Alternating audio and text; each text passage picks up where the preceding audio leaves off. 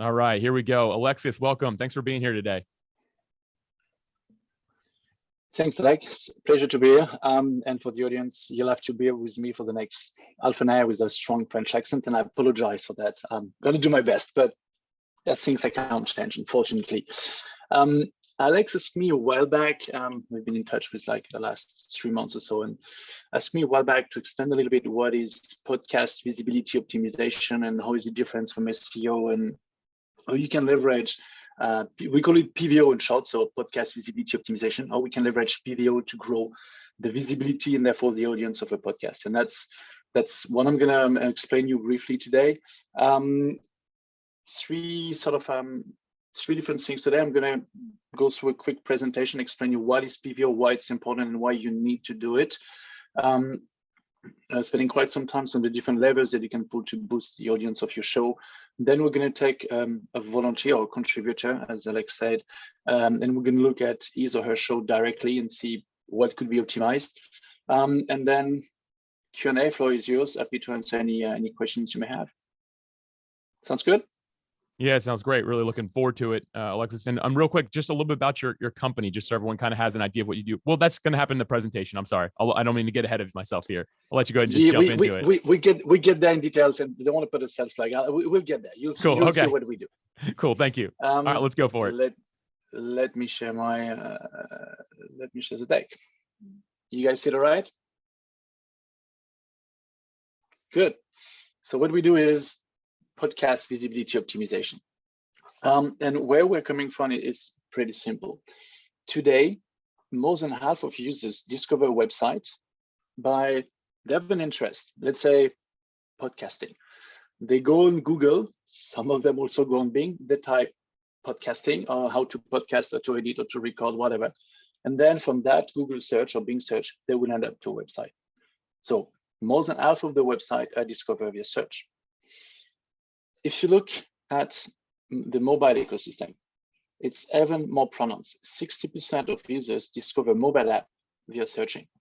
They have an interest, they go to the App Store and the Play Store, depending on the device. They type learn French, fundraising, marketing, podcasting, whatever, and then they will discover a series of apps and they will download some of them or one of them. And surprise, surprise, when you look at podcasts, it's exactly the same. The human behavior is such that people are looking for something. They go to their favorite listening app, Apple Podcasts, Spotify, Amazon Music, Google Podcasts, and there's a lot more, but they go to their favorite listening app. They type the content.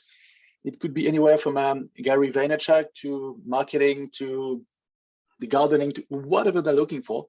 They will discover a list of podcasts and they will start listening to one. So, but what does that mean for podcasters? What it means is that to grow a podcast audience, being visible within those platforms is paramount. If you're not visible, or if your website or your blog is not visible on Google, hardly anyone will find you. If your podcast is not visible within Apple Podcasts and Spotify, same apply. Hardly anyone will find you on those platforms. Visibility optimization is a craft. I'm sure you have heard about search engine optimization, how to rank on the top position for Google. You may also have heard about App Store optimization, how to rank at the top on the Play Store or the App Store. And what we're talking about today is podcast visibility optimization. What we do, and that expanded a lot, so visibility optimization is a craft that requires tools. The same way as you may have tools like SEMrush, Moz, Ahrefs, Mongoose. I mean, there's plenty out there for search engine optimization. You have some tools for App Store optimization like App Annie or Sensor Tower, just to name two. And what we do is exactly that, but for podcast. That's us. What we do is we launch the first podcast visibility analytics solution. That's a screenshot, and we're going to get in a second stage of this event today to looking at a concrete example. And that allows you to track the visibility of your podcast across different platforms and countries. I'm going to skip that. It's based on our own technology. So we have, very fast, we have our own keyword database and we query the platform API. We enrich that with the search volume estimation and we deliver that in the nice, easy to use user interface. Deb, I see that you're looking down. Don't worry, I'll skip that. What it means is today, as a podcaster that wants to check on which keyword her show ranks, what are the alternatives? You can check manually, but if you want to start looking at 10 keywords across 2 platforms and 2 countries, let's say USA and Canada, that's starting to get a lot, especially if you want to crawl down Spotify on your phone to find that you are actually ranked 37. That's exhausting. You can try to build your own infrastructure, but my co-founder and CTO would say, good luck. We're collecting more than 1 billion data points every week. Not easy.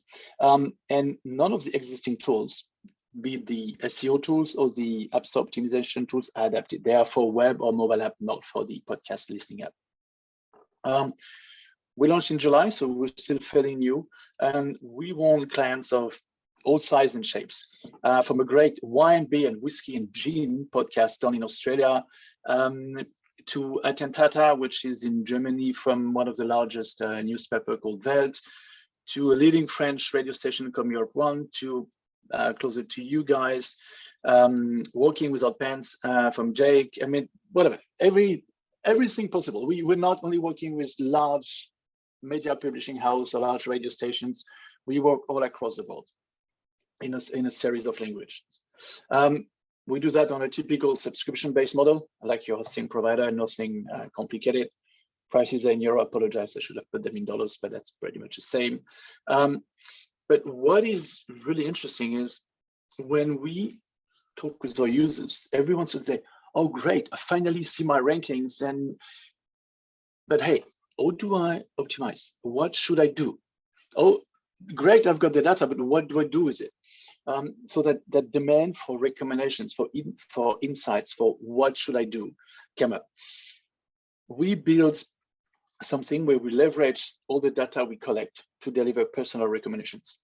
I'll explain you a little bit how it works. I won't get too much in details. Don't worry, it's not a technical lecture. So what we do is we look at your existing podcast metadata. Metadata being the title of the show, the author name, the description of the show, the title of the episode, and the description of the episodes. We look at comparable podcasts, be it the one you are telling us that those are your competitors, or we look into some where we cluster them. So if you have a podcast about basketball, we may look at other podcasts in the sports/basketball/NBA sphere to come up with potential competitors. And we extract all the keywords from all those metadata. Once we have that keyword list, we extend it with the Google Auto Suggest API. When you type on Google how to, and then there is auto suggestions coming up. It's exactly the same, but at keyword level. So we do that. We come up with an extended list of keywords. Then we look at, is it a keyword with a higher search volume?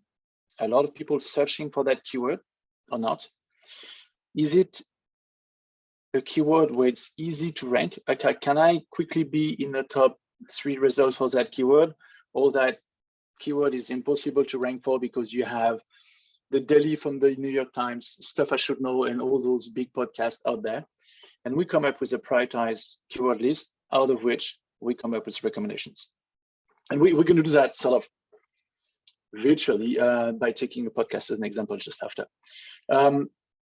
Our first clients love it. It's something we launched like less than a month ago because it helps them grow their audience between 10 to 50%. It's a large spectrum because if you are the daily from the New York Times, increasing audience by 5% is really complicated because they have such high numbers of downloads and listens. On the other hand, if you have a podcast that is small audience, fairly new, it's easy to get a big step forward by optimizing your visibility. We produced some time back what we call the PVO framework, so the Podcast Visibility Optimization Framework. And it has all the elements that you need to keep in mind on how to improve the visibility of your show. Like I said, so let's start here. You have 2 sort of levels. The first one is to increase the visibility. How often will your podcast appear within the platform on search queries? And then increase conversion, meaning once your show appear, will people want to tap or click on it to start listening to it? And you have a lot of things you can do here. You can play with your show assets, what I referred to as metadata before. What's your show name? What's your artist name? Short description when available, the long description of your show, your episode asset, your title, your description. What has an impact as well are ratings and reviews, especially on Apple Podcast. Distribution. We too often see podcasts, we talk with podcasters and then tell us, hey, I would love to increase my audience. And one of the first things we do is we check if they are present on as many platforms as possible. It's not only Apple Podcasts and Spotify these days. You need to be on Google Podcast. You need to be in North America on Amazon Music. That's about 10% of the listening. If you want to be in Europe, Deezer is important. Stitcher, Ghana. I mean, there's so many out there. Try to be on all of them so that you can be found where your audience is. Someone is not going to go change a listening app just to find your content. What is also important in increasing visibility is always features and charts. News and noteworthy by Apple is typically the editor pick. You could be featured on the banner. You could be part of the top 10 training podcasts. Can be part of a newsletter.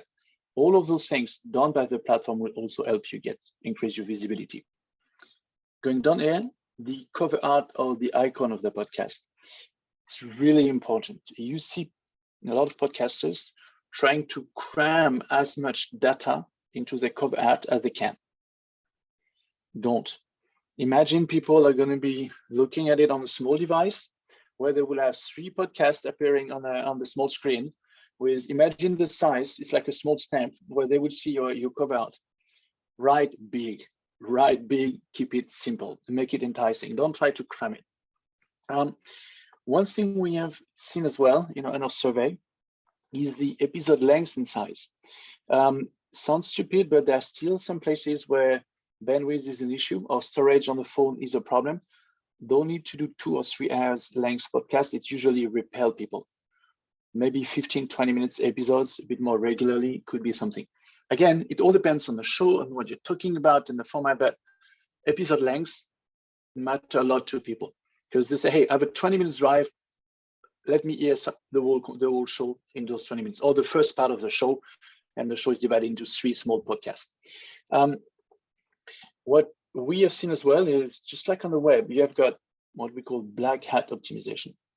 What is meant by black hat optimization? It's something that is not approved by the platform. You've got white hat, you can do it, and black hat, don't do it, and everything in between is gray. And as the platforms are not very specific, it's quite often between white and gray. I'll take an example of black hat optimization from the mobile ecosystem. You can buy some bots, or you can have some click farm. A lot of them are in China, not all of them. And you buy artificial downloads, or you buy reviews. And the algorithm will look, oh, there's a lot of reviews, a lot of downloads. It's something worth putting forward, and then you will get that visibility. Could be done, but I strongly do not recommend to do any of that. If you get caught, you're gone. That's it. You won't be on Apple Podcasts or Spotify anymore. Don't, but just know that it exists. Know that if you have one of your competitor podcasts going overnight from 5 reviews to the next day 5,700 reviews, something is fishy, and there's probably some dodgy things going behind. But let the platform do the police, not your job. That's it. I was a short intro to PVO, podcast visibility optimization. I'll stop sharing for now. And does anyone have questions until now? Alexis, that was great. That was really good. You did say one thing that I didn't understand completely. I'm going to blame the accent here for a moment. Did you say 1 million data points every week or 1 billion data points every week? Billion. With we a collect B. 1 billion data points. Yeah. My goodness. Yeah. So you all are doing the hard work for us. Yeah, we're moving terabytes of data every month. So just between, we have a lot of data. Wow. Very cool. Any other questions from the audience? I don't really have a question. It's just interesting to look at all of these different elements that combine into just this concept of I just want to build my audience. So you've really pulled out all of these little details, which I really like, and things that I didn't know. So I'm learning a lot. So I just want to say thank you for right now. Very There's good. a lot to process. That's why Alex organized events so that the community can learn and improve. All right, but then I'll suggest we go to we'll take an example from the audience. Let me just put my screen. Yeah, for sure. Does anybody want to volunteer their podcast to be looked at here? I will. Deb is all in. Okay, go ahead, Deb. That works. You have to share your information here with us. Alexis can go from there. I'll show you one of the first things before we get into Sure. Deb's podcast. One of the things that people really use a lot on our platform is what we call the Keyword Explorer. You type, I don't know, you type marketing, and that's what my bandwidth is not. Yeah, I mean, somewhere on the countryside and the bandwidth is not fantastic. So you type marketing in the US on Apple Podcast, and here are the results. And it's slow. It's funny because I know in your normal office, Alexis, that you have you're like me, you have like top tier internet access. So thanks for still doing this, even though I know you're away from the office. I'm at my parents' place for some family reasons. Then yeah, bandwidth is countryside bandwidth. Anyway, so if someone type marketing in his search bar on Apple Podcasts in the US, the first result will be social media marketing podcast, then online marketing made easy with Amy Holyfield. I'm not going to read you all of them, but you can quickly see where the competition is. The digital marketing daily from Google is on position 11. It gained 25 spots in the last compared to last week, so it's sort of trending. The other thing interesting to know is we always show the total results. We stop at 100 on Apple, so there's more than 100 results for that keywords, and it's a keyword which is there's quite some search volume. So it's people are looking for that. Now let's look at Spotify. So same search query. Someone go to Spotify in the US, type Spotify, go into podcast, type marketing, and as you would see, it's very different. The first result is market foolery. The second one is a digital marketing podcast. Then marketplace tech, and no. Okay, that one, which was number 1 on Apple, is only number 5 on Spotify. And one of the reasons for that is that the two search algorithms take very different data points into account with very different weight. Like you can be number 1 on Bing and number 7 on Google, or vice versa. It's the same between the platform, and it's sometimes complicated to optimize a platform versus another. Let's see something in the chat. Okay, all good. Let's look, Deb. Let's look at your podcast. I'm going to create a new project, and we'll call it Deb's podcast. What is the name of your show? It's called Find Calm Here. Find. Calm. CALM. Sorry. I did not hear that. Sorry. It's calm. CALM. Calm. Find calm. Okay, so calm. Here. Find calm. Here. There's a lot of calms there. There we go. That's me. Yeah. So, and I connected to Apple. Let me connect it to Spotify as well. All that will be first week of Jan. You will have one single interface. It's going to connect immediately to the two platforms. And here we go. Let's see where you rank. So that's your podcast. That's a long description. Pretty good. 59 episodes. Congratulations. A lot of producers do not go that far. Let's look together. In the US, on Apple Podcast, you have a visibility score 8.5, but definitely it's not great. In terms of visibility, you are about 550,000 podcasts out there. Number 1 being, I think it's a daily or stuff you should know. You're not extremely visible. Keep in mind that on that rank, It includes all the podcasts in the world. So podcasts in Indonesian, French, Spanish, Italian, just all of them, you're getting that. And let's go down in terms of the number of keywords for which your show appear in the top 100. It's 8. And you have been flat at 6 reviews. And those are the keywords where you rank for.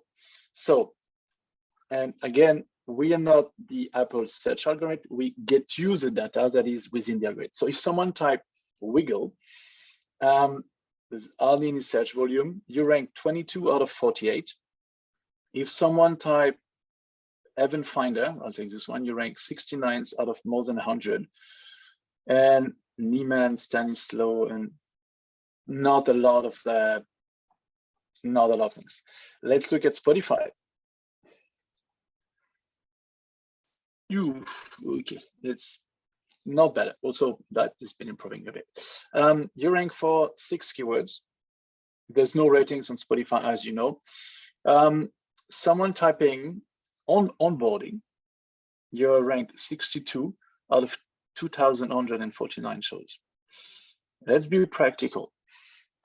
62 mean that someone going on Spotify on her mobile phone will type whatever onboarding, but that means scrolling like for a good 30 seconds before finding your show.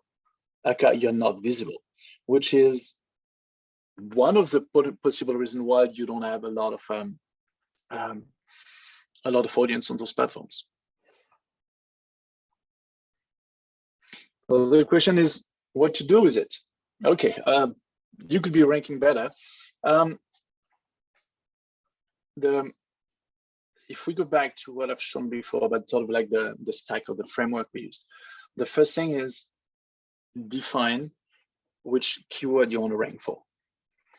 Do you want to rank for meditation, calm, happiness, mindfulness? I mean, you show your content. I don't know your show, so but whatever those things, and insert those keywords into title and author name. If I take the publisher, so the author name, Deb Shell, your meditation specialist, your meditation expert, that will help you rank for meditation. The title of your show, which is Find Calm Here, you could have Find Calm Here, your weekly meditation guidance, or meditation for those in lockdown, meditation for those stuck at home. Define your keyword and start inserting them in as many places as you can. Title is one, publisher name is another one. Just let me read that quickly. Real quick, so you're saying when you say title is long, is that meaning you're thinking the title is too long? Is that what you're saying, or I'm trying to understand? No, the thing is, you can have titles way longer than that. You can, absolutely you can. And I said you should. Okay. Like Find Calm Here, a podcast about meditation, your meditation guidance, your meditation. So therefore you have, if you want to rank for meditation, I'll take that example that everyone gets. If you want to rank for meditation, put that keyword you want to rank for, put it in the title of the show. Yeah, that's going to change my entire show. So the next question I'm going towards is, what is your thought around changing the title of the show after doing it for 1 year? Because that's going to change all the stats, right? I mean, so what we see a lot of people do is extend the title. Keep your name, Find Calm Here, put that little minus or hyphen, as you say in English, and then extend it. Extend the name of the show. Okay, so just adding a tagline. And exactly. Should I remove? I was told that it's good to have your name in there if you're the host. Should I remove that and then just have the tagline and without my photo or name? It all depends. You all need to test. If you are a celebrity, I highly recommend having your name in there because people may be looking for you. In your market, in your niche, I have no idea. Well, it's a business podcast, so it actually transitioned from. It's not anything to do with meditation. So there's another. Sorry, I have no idea. I took meditation because I found call. Right, Yeah, exactly. yeah. But it really has nothing to do with specifically meditation. So it's a good point for me to just, like, there's a lot of work I need to do, and I knew that, but I didn't know where to start. So you're giving me some ideas of, like, where to start to transition this to something that makes more sense. So that's helpful. I'm going to jump in real quick. A friend of mine, he just changed his the name of his podcast. When I say change, I mean he added like a tagline to it. I just put it in the comments, but his show has been called Brands on Brands for a long time. But he added basically a divider and then added personal branding and content marketing to the end of it. And it helped his ranking a lot. Alexis, I think he actually uses your, I think he's used it at one point or another. And it helped him to grow a lot. And then to your point with the name, like I'll keep my name Alex Sanfilippo, but it's a good idea for me to add like maybe my title, if you will, right? Not like founder or co-founder or host or anything like that, but more so like entrepreneurial expert or something like that, right? That may be helpful. Is that kind of what you're getting at here, Alexis? Am I right? Absolutely. It's the same for those of you familiar with search engine optimization. It's the same. How do you call your website, and how do you call what URL do you pick in a way? Those are two very important things. And then you have the show description, which is a little bit like your homepage, and all the content and all the keywords you're going to put in there. One thing, if I look at, let me read quickly and just give you some ideas there.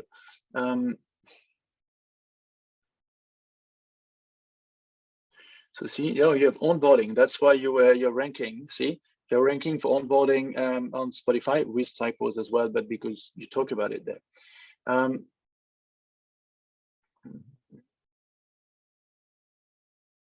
Yeah, it's surprising that I don't have community in there anywhere, which is the basic entire what my podcast is about. I mean, we may look at we can look at. So that's something I need to really think about adding to that title and the tagline. I'm thinking about that and my name. I don't know. If you look at who ranked for community in the US and Apple Podcast, the community expand by SBI, the lost community, it's a competitive keyword. There's quite some search volume, therefore it's competitive. And for you to get there, you will need a lot of, I mean, it's, in a way, it's the opposite of vicious. It's a good circle. The more you get visible, the more you get downloads. It's a flywheel effect. You get more visible, you get more downloads. Therefore, the algorithms are going to look at you and say, oh, that's actually interesting. Let me help and get more ranking. And then you get more visibility and more downloads. I mean, once you start spinning up, you keep on spinning up. You just need to get those extra effort at the beginning to really get started. One thing that I really like about this, I come from like an SEO background, so search engine optimization with blogging, and the amount of points that there are that can affect the ranking of a blog post on the like through Google and Bing and things like that. I don't remember how many there were, but at one point, I mean, there are tens of thousands of data points that you have to think about. With this, what Alexis is saying is we've got our podcast title, we've got our name, like the author of it, right? We've got the keywords throughout the description, and then you've got your episode titles and episode descriptions. Those are like the basic 5 things, right? Alexis, like there's not much more to it. No, that's it. Title, I'm not trying to oversimplify what you're doing, because like you said, 1 billion data points per week that you're checking. But the thing is, we don't have a lot we collect in a lot of different languages in a lot of different countries, and that quickly adds up. And a lot of 2 different platforms for now. I mean, it's today PVO, podcast visibility optimization, is like SEO 10 to 12 years ago. Back then, you still had people writing all those keywords in blank on a blank page, and the Google PageRanker scrapper bot will come into it and read it. And it's still very basic. It's going to get more and more complicated. And the advice we give everyone is to get started now, because you get on top of the rankings in that sort of flywheel effect, and get started while it's still easy to get at the top, and because it's going to get more and more complicated. This is great, man. By the way, I see a podcast I'm going to look up after this, Coffee with Kenobi, Star Wars Community and Conversation. I will be checking that one out after this as a Star Wars fan. So, Alexis, it's been super helpful. I want to make sure that we give the floor to anybody else. Does anyone else have any questions? I know I usually stop recording at this point, but I think that these questions really help us understand better. So it'd be good for people watching afterwards. So if anyone has a question, feel free to unmute or raise your hand or use the reaction and let us know. But somebody take the floor here. Hey, sorry, I've got a question actually. I'm just whilst we were doing this, I was multitasking and I sort of logged in. Would you? And I saw on the page that you shared, Alexis, about the visibility scores. Would you mind just kind of like explaining like the visibility score itself? Is it just simply a division of something or other? Yeah. So the visibility score it's an internal score and I'm going to explain you simplify how we calculate it, how we compute it. It's just to tell you how you perform and how you can quickly perform two shows. Let's say you shows as 500 keywords, your competitor show as 500 keywords. If you want to see who is the most visible, you need an easy way to compare. So that's where it's coming from. What we do is we look at three things. It's all the keywords you rank for, the search volume on those keywords, and your position on those keywords. I'm going to make up numbers here because I don't have all of them exactly, the exact numbers top of my mind. Let's say there is a search volume of 1,000 requests for a given keywords a month. The show ranking number one will get 30% of the clicks because that's the first one people will click and start listening to it. The second one will get 20%. The third one will get 10%. The fourth 5%, and then it decays, and the 100 will probably get 0.01%. And we do that for each and every keyword and each and every search volume on each and every platform.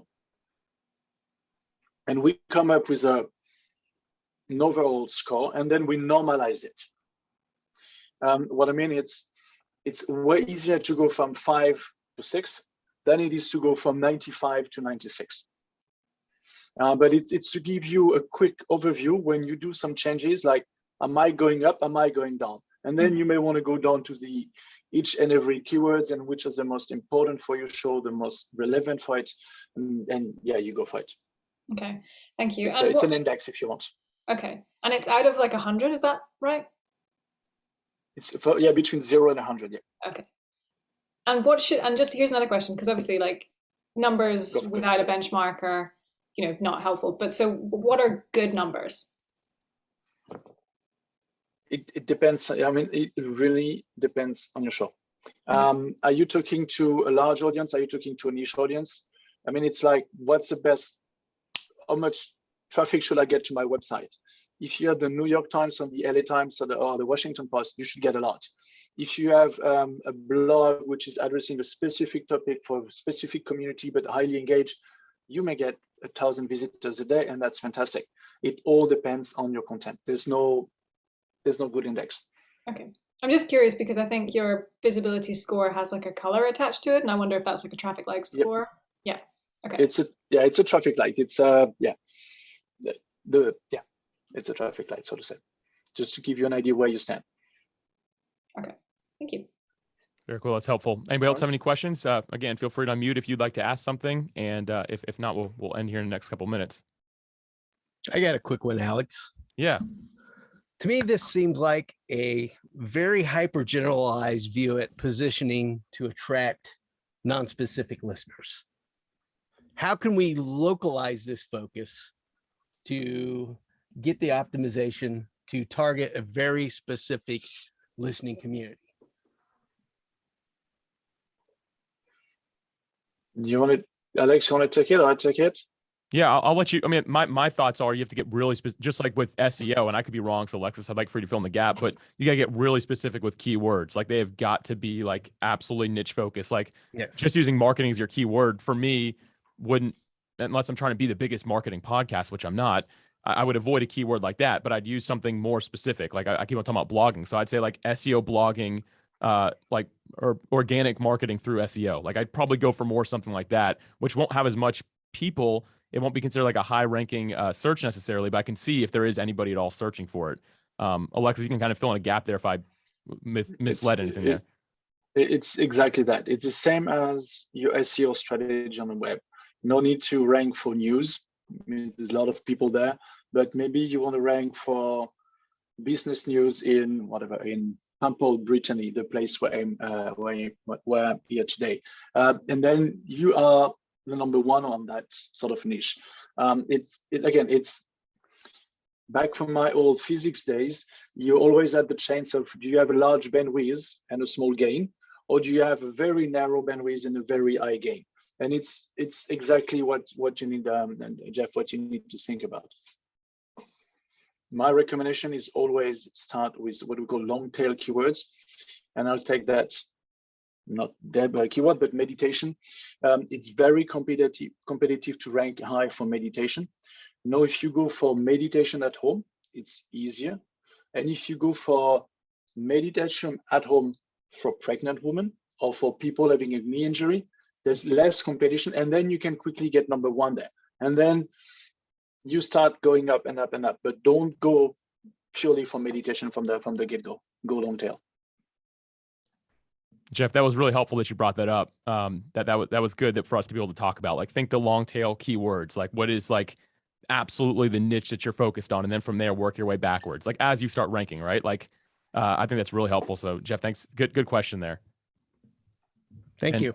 Yeah, and Julie, you unmuted for a minute. Did you have a question? Yes, I did. Thank you. This is really great. I had a couple questions. I want to strategize. Does your company provide information as to sites you should, or podcasts you should be a guest on? Do you track if you're a guest on a certain podcast, is that worth your time, or should you how to focus your time if you're going to speak for other podcasts? We don't do that.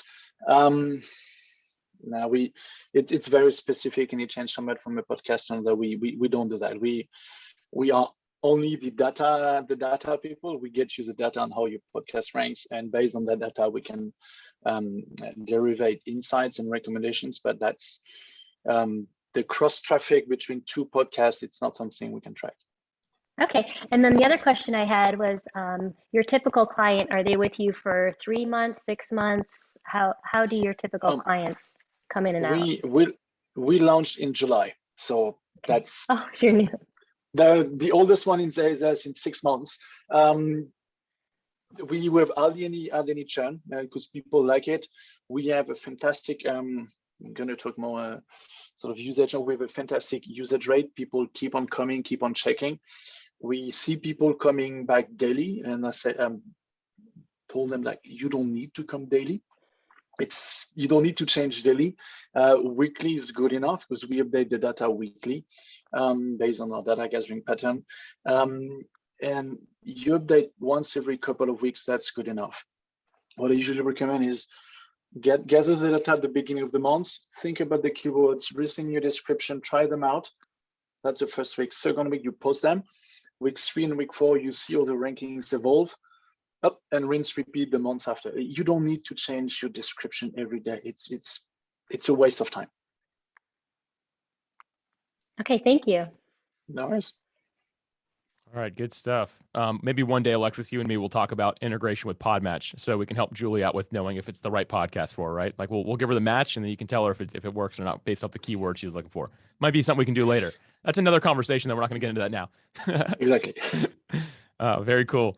All right. Where can I'm going to throw a link in the into the notes here, into the chat, but can you tell us again where we can find out about it and everything like that? Just one more time to go over that. You can find us on voxalyze.com. That's voxalyze.com. With a free trial, so you just feel free to just sign up, play with the platform, play with things, see how your ranks, and take it from there. And if there's anything you need, feel free to reach out to me on LinkedIn or on the platform or whatever works for you. Always happy to help podcasters get the show more visible and grow their audience. Very cool. Well, Alexis, thanks so much for your time, man. Really appreciate it. Thanks. Have a good day, everyone.